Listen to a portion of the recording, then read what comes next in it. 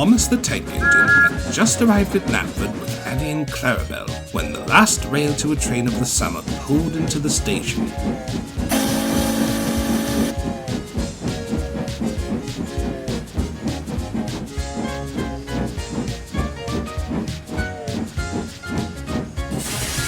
"Hello," said Thomas cheerfully. "Hey there, partner," said the engine. "I'm Union Pacific 844. "Welcome to Sodor, 844. I'm—" "Wait a second," said 844, eyeing Thomas up and down. "Are you Thomas the Tank Engine?" Yes," Thomas replied, quite surprised that the visitor already knew who he was. I knew it! 844 cheered. "I knew I'd run into you on this here island. You even matched the description perfectly."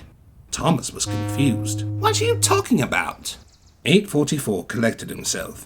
"Well, y'all ain't gonna believe this," he said, "but back in the States, I was doing an excursion on the Indian Valley Railroad. There was a station on that line. I forget the name of it, but there were some children that spent their free time just watching trains come and go. Anyway, for some reason, they told me if I should ever find myself on the island of Sodor, to say hello to a little blue tank engine named Thomas." Thomas was perplexed. "I don't know any American children," he said, "and I've never even been there. How can someone know who I am without ever meeting me?" "You got me there, partner." "Are you sure you're not having me on?" "Oh, no, not at all," 844 assured. "I'll tell you, as sure as my Mars light is red, I am telling you the honest-to-goodness truth."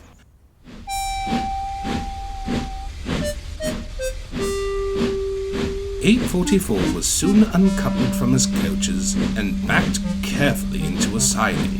All the while, he was still wondering how those children knew of Thomas.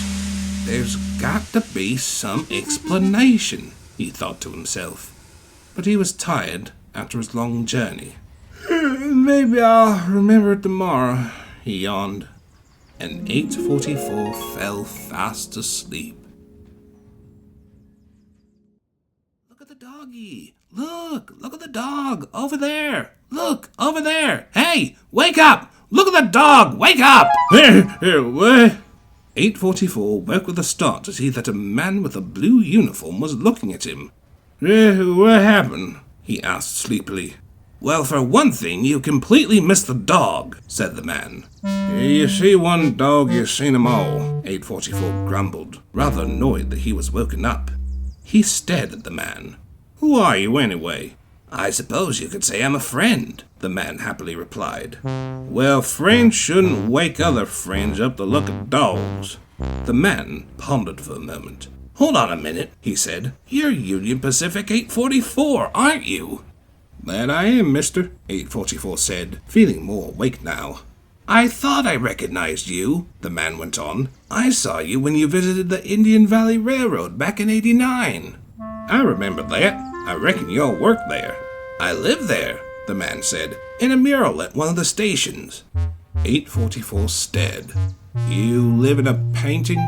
"Yes, but enough about me. Let's talk about you. How'd you end up all the way out here? Pretty far from Union Pacific's locale."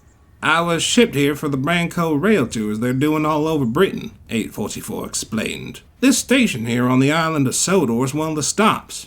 "You must have met my friend Thomas the Tank Engine," said the man. 844 stared. "How do you know Thomas?" "We go way back," the man said. "Had lots of adventures. Sometimes I tell stories about him to the children when they come to play at my station." "So you're the one that told them?" 844 was surprised. "That's right," the man replied. "I hope you can visit the station again." "I'd like to," 844 began, "but I can't for the life of me remember the name." "Don't worry," the man reassured. "It'll come to you eventually. There's a shine to it. You'll remember in time." 844 thought for a moment. A shine to it. Remember in time. Shine time. "Shining Time!" he shouted. "That was the name of the station. Shining Time Station. Thanks, Mr. But as 844 looked towards the man, he was nowhere to be seen. "Wait, where'd he go?" The next day, 844 waited in Knapford to take his Railtour train back to the mainland. Thomas had come to see him off. "Thomas," 844 said, "it was shining time. That's the station I was at." What do you mean?" asked Thomas. "There's this man," 844 began. "He talked with me yesterday. He was dressed up like a conductor, or a guard in your case. He says that he knows you and tells the children stories about you and your adventures." Thomas was even more confused. "Now I know you're definitely having me on." "No, I swear," 844 pleaded, "as sure as my Mars light is red. That's why the children knew about you and told me to meet you." Thomas smiled. "Well, if you do go to Shining Time Station and see those children and find this Mr. Conductor," he said, "be sure to say that Thomas says hello." "I sure will," 844 said. Then the gongs whistle blew. 844 started for the mainland. "See you around, partner." Thomas laughed to himself. "Mr. Conductor, really now."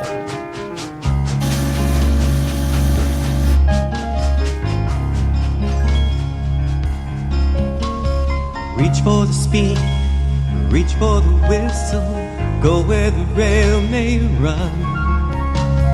Reach for the words, reach for the story, follow the rainbow sun.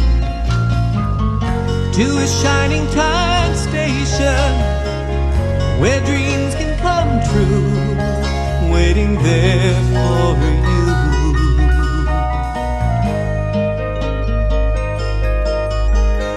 So much to see, so far to travel, so much to learn to know.